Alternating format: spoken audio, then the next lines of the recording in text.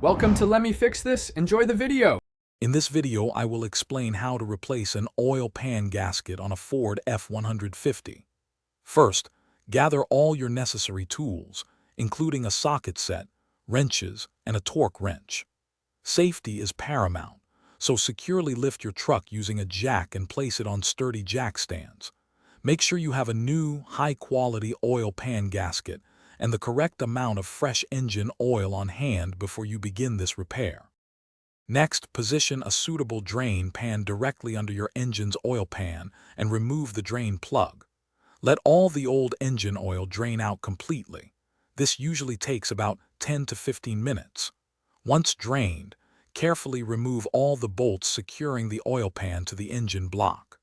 Slowly and gently lower the oil pan, being cautious of any residual oil that might still be inside.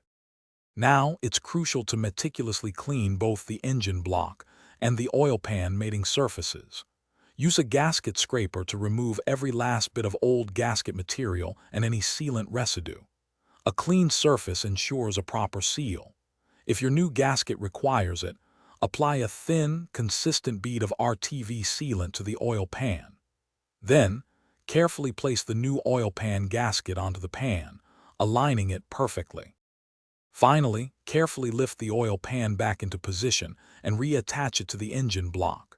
Hand tighten all the bolts, then use your torque wrench to tighten them to the manufacturer's exact specifications, typically around 18 to 22 foot-pounds. Reinstall the oil drain plug, then refill your engine with the recommended amount of fresh engine oil. Start the engine, let it run for a few minutes, and thoroughly check for any leaks before taking it for a drive. Thanks for watching. If you found this helpful, don't forget to like and subscribe.